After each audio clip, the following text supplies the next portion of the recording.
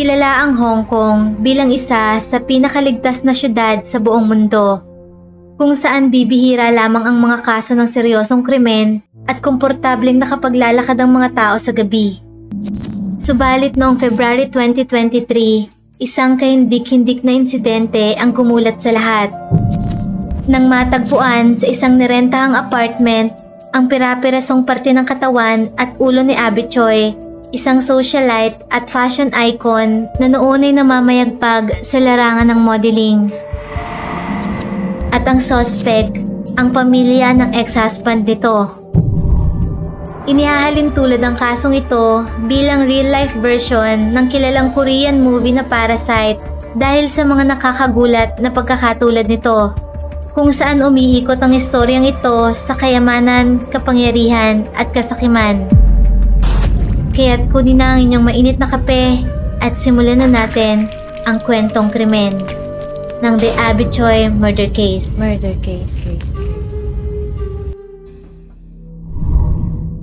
July 11, 1994, nang isilang si Abby Choi sa Hong Kong. Simple lamang ang pamumuhay noon ni na Abby. Bata pa lamang ay naghiwalay na ang ina nito na si Chung Yin Fang at ang kanyang biological father, hanggang sa muli itong magpakasal kay Choi Cho-san, isang businessman na nagmamay-ari ng malaking construction at mining company sa mainland China. Mula noon ay nagbago ang buhay ni Abby. Naranasan itong mamuhay ng marangya kasama ang dalawa pa nitong kapatid. Sa kabila ng tinatamasang kayamanan mula sa kanilang construction empire, nagawa pa rin itong lumikha ng sarili nitong pangalan bilang socialite fashion influencer at model. Mayroon itong mahigit 160,000 followers sa Instagram. Regular rin itong uma-attend sa Paris Fashion Week. At naging laman na rin ito ng mga kilalang magazines gaya ng Elle, Harper's Bazaar at Vogue. Pero bukod sa malaanghel nitong mukha, si Abby ay mayroon ring gininto ang puso. Inilalarawan ito ng mga kakilala bilang supportive, respectful at caring. Isa ito sa co-founder ng Paumes Charitable Organization, isang charity na naglalayong tumulong sa mga pag-alagalang mga hayop. 15 years old si Abby nang makilala si Alex Kwong, ang kanyang childhood sweetheart. Sa kabila ng kanilang pagkakaiba sa estado ng buhay, hindi ito naging hadlang sa pagmamahala ng dalawa. Pagtungtong ni Abby ng 18 years old ay pinakasalan nito si Alex. Biniyayaan ng mga ito ng 2 anak, bagamat hindi rin nagtagal ang kanilang pagsasama. Pagkalipas ng 3 taon ay naghiwalay ang mga ito. Taong 2016 nang mag-isang dibdib sina Abby at Chris Tam, ang kanyang kababata at kaeskwela sa international school. Tagapagmana ito ng isang kilalang Hong Kong restaurant chain na Tam Jai Yunnan Mexan. Bagamat hindi opisyal na nairehistro ang kanilang kasal, nakatira ang mag-asawa sa isang multi-million-dollar home kasama ang kanilang 2 anak. Madalas ring kasama ng mga ito ang panganay ng mga anak ni Abby kay Alex. Naging isang malaking pamilya ang mga ito. Kahit magkaiba ang mga ama, lumaking close sa isa't isa ang mga bata. Regular na pumapasyal ang mga ito sa Disneyland at nagdiriwang ng mga holidays ng sama-sama.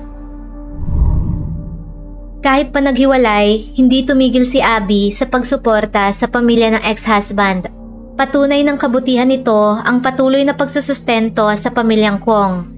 Ang ina ni Alex na si Jenny Lee at ang ama nitong si Kwong Kao ay kapwa mga walang trabaho, kaya naman ang monthly allowance mula kay Abby ang bumubuhay hindi lamang sa pang-araw-araw ng mga ito kundi pati na rin sa kanilang lifestyle.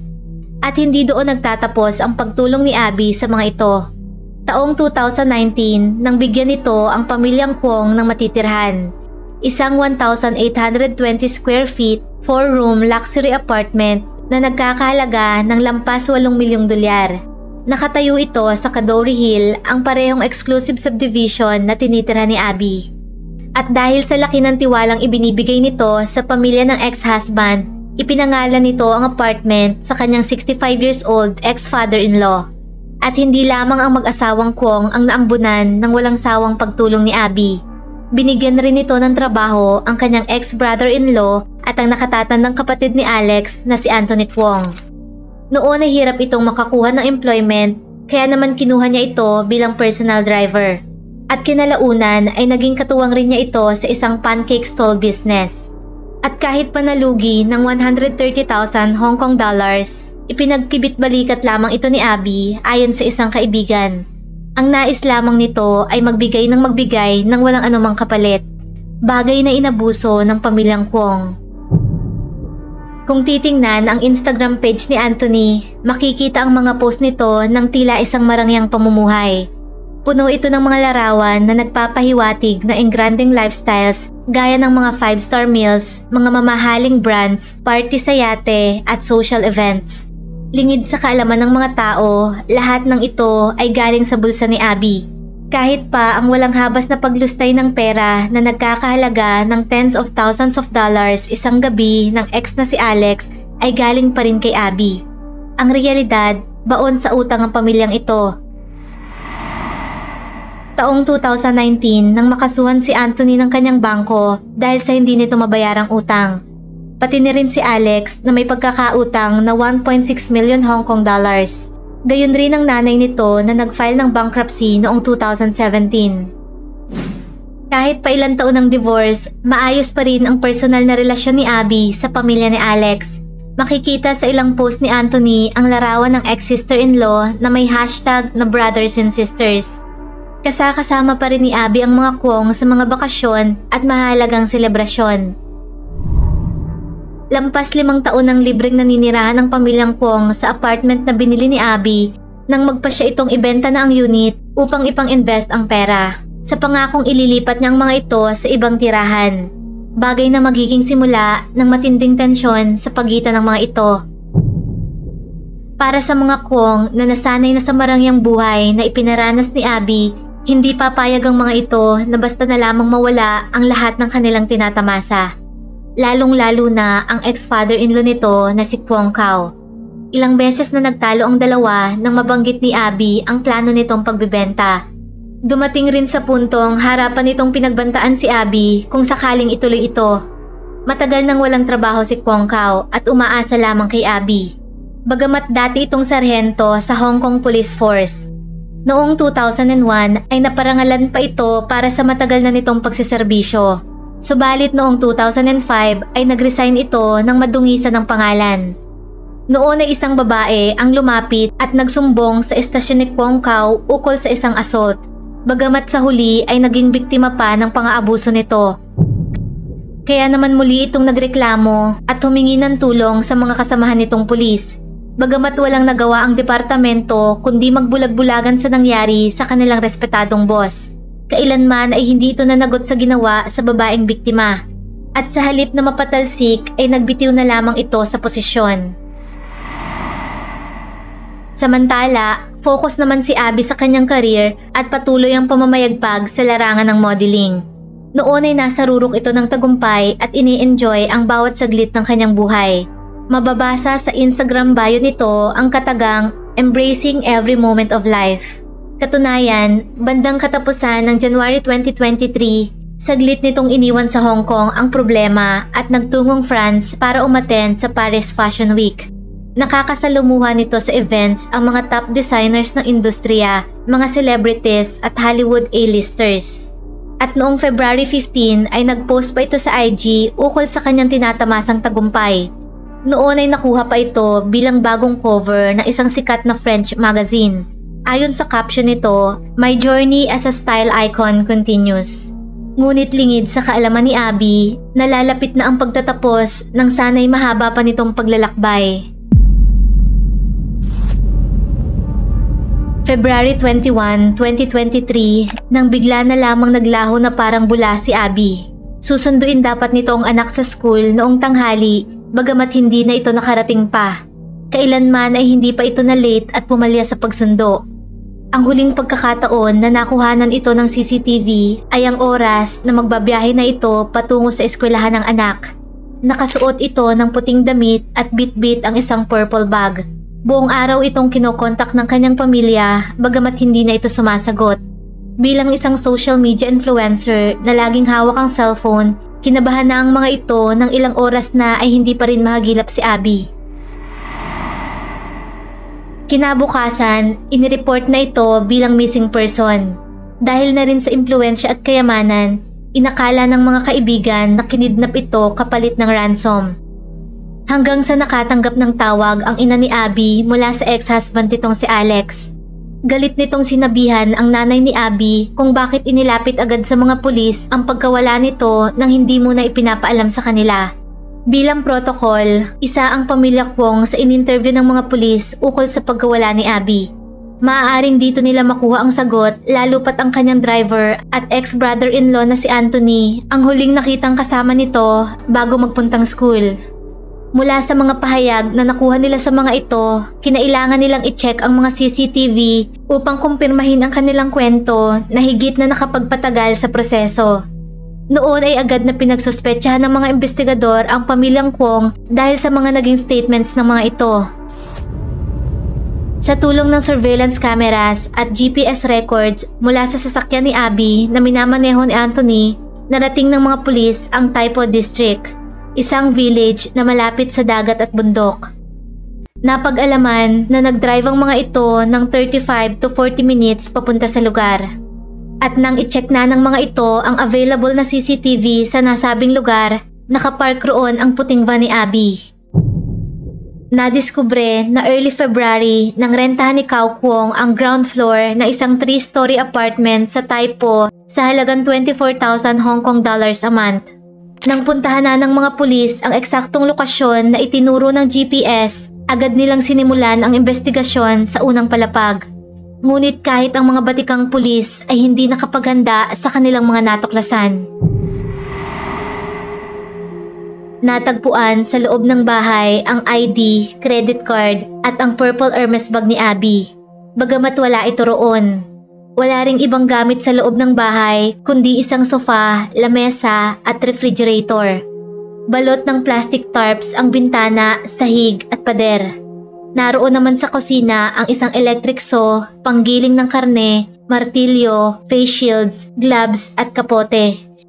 Dahil ang bahay na ito ay hindi nirentahan ng pamilyang Kwong upang lipatan kung sakaling maibenta na ang apartment na tinitirhan, kundi upang gawing katayan. Natagpuan sa loob ng ref ang 2 binti ng tao. At mula naman sa 2 kaldero, nadiskubre ang sopas na gawa sa carrots at iba pang mga gulay at makapal na layer ng taba. After days of investigation, sources said police have finally found the head of model Abby Choi, whose corpse was dismembered with some parts of her body still missing. According to understanding, forensic samples taken from one of the soup pots from the village house in Long Mei Chun contained remains of her skull in tissue form. The soup pot was first discovered in the same village house where some other body parts were also found earlier. The house has remained sealed off as of today. Nang sumailalim sa DNA test, nakumpirma mula sa dental records na ang laman ng kaldero ay mula sa tissue at muscle ng tao. Ito ang ulo ng nawawalang si Abby. It's a skull, actually. It's no skin or any meat on it. So basically, it's a skull with hair. Okay. And mula sa makapanindig balahibong nadiskubre ng mga pulis, malinaw na ito ay hindi na kaso ng missing person, kundi sino ang responsable sa pagpaslang kay Abby Choi.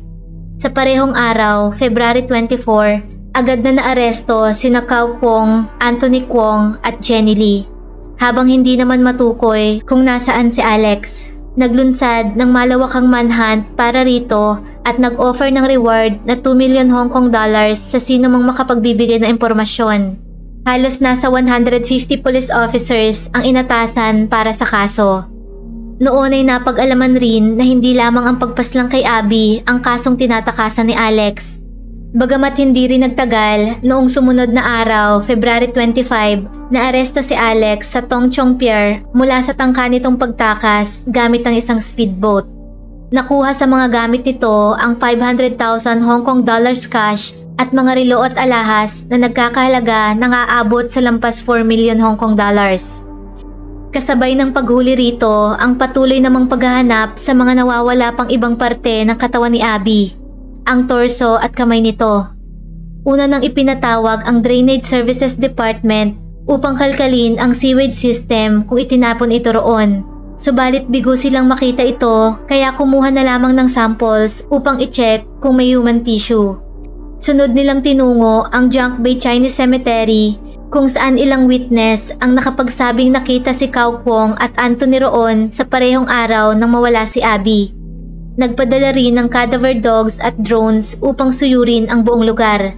May mga special divers rin na sumisid sa mga tubig sa paligid ng sementeryo. Ngunit walang anumang bakas ni Abby. Mula sa mga nakalap na ebidensya, nakasuhan sina Alex, Anthony at Cao ng murder. Habang wala namang direktang ebidensya na makapagtuturo kay Jenny Lee na pinatay si Abby, subalit dahil sa pagbubura nito ng mga messages at tawag matapos ang insidente, perverting the course of justice ang naging kaso nito. Pawang na-deny ang request ng mga ito na magpiyansa. Sa mga sumunod na araw ay 3 pang ibang sospek ang kanilang inaresto. February 26, dinakip ng mga ito si Nang Chi-wing, isang masahista at sinasabing mistress ni Cao. Nakasuhan nito ng accessory to a crime dahil sa pagtulong nito sa pagtatago ni Cao sa kanyang bahay. Ito rin umano ang tumulong kay Cao sa pagkuha ng building kung saan pinatay si Abby. Nagrenta rin ito ng luxury apartment para naman kay Alex. At 2 pang sospek ang sunod na naaresto. Isang 41 years old na lalaki na nag-ayos ng speedboat na gagamitin ni Alex sa pagtakas kapalit ng $300,000. At isang 29 years old influencer na may 35,000 followers sa Instagram na kaibigan ni Alex na siyang kumontak sa agent ng speedboat. Kapwa naman mga nakapag-bail ang 3 sospek at ipinagbawal sa mga ito ang paglabas ng bansa. Samantala, sinuyod naman ng law enforcement noong February 28 ang isang landfill sa Taipo. Nahuli sa CCTV ang isang lalaki bitbit ang isang bag mula sa village patungo sa tapunan ng basura. Bagamat sa huli ay bigo silang muli sa paghahanap. Hanggang sa kasalukuyan ay hindi pa rin nare-recover ang ibang parte ng katawan ni Abby. Gayunpaman, sa tulong ng modernong teknolohiya, nilikha ang kopya ng mukha ni Abby gamit ang 3D printing. Kaya naman kahit sa huling sandali, muling nasilayan ng kanyang mga mahal sa buhay ang malaanghel na mukha ni Abby at nabigyan ng pagkakataong maiburol ito ng maayos. Ayon sa mga pulis, premeditated at maiging pinagplanuhan ng mga Kuongs ang murder. Naniniwala rin ang mga ito na si Cao Kuong ang mastermind sa pagpaslang dahil na rin sa mga kaalaman nito sa batas at ebidensya bilang dating pulis. Mula naman sa mga talsik ng dugo sa sasakyan ni Abby at sa butas na nakita sa bungo nito, pinaniniwala ang habang nasa biyahe pa lamang patungo sa Taipo ay inatake na ito ng kung anumang matigas na bagay. Sinasabing ang planong pagbibenta ni Abby ng luxury apartment na tinitira ng mga Kuong ang punot dulo ng pagpatay rito. Ngunit hindi lamang umano ito ang maaaring rason ng pamilya. Kapag nawala na si Abby, mapupunta sa unang 2 anak nito ang kanyang ari-arian sapagkat hindi nakaregister ang kasal nila ni Chris Tam. At dahil sa mga menor de edad pa ang mga anak nito, ang legal guardian na si Alex ang maghahawak ng mga kayamanan ng ex-wife. Ayon sa batas ng Hong Kong, habang buhay na pagkakakulong ang kakaharapin ng pamilyang Kuong kapag napatunayang nagkasala. Taong 1993 nang alisin ang pataw na death penalty bilang punishment sa murder. Hindi pa rin matanggap ng mga kaibigan ni Abby kung paanong nagtapos ang buhay nito. Kahit ang mga taga-Taipo kung saan naganap ang karumaldumal na pagpaslang ay hirap ring magpatuloy mula sa trahedyang sinapit ni Abby sa kanilang tahimik na lugar. Upang unti-unting pakalmahing muli ang village at ang kaluluwa ni Abby, nagsama-sama ang buong komunidad upang magsagawa ng isang Taoist ceremony. Kabilang rin sa lumahok sa seremonya ang mga mahal sa buhay ni Abby. Magkasabay na dumating sa lugar ang nanay at asawa nitong si Chris. Habang nagaganap ang ritual, inilabas ni Mrs. Chung Yin-fa ang saloobin at paghihinagpis para sa anak. Hiniling rin ni Mrs. Yin-fa sa korte na pagbawalan si Kuong Cao na ibenta ang luxury flat na binili sa ilalim ng pangalan nito. Nagsilbi namang memorial ang Instagram account ni Abby para sa libu-libong taga-suporta nito na naapektuhan sa istorya ng buhay nito. Dahil sa labis na ganid at kasakiman ng mga taong buong pusong tinulungan ni Abby, isang anghel ang maagang kinuha hindi lamang sa mundo, kundi pati na rin sa lahat ng mga taong nagmamahal rito. Nangako naman si Kristam na aalagaan ang 2 pang anak ni Abby.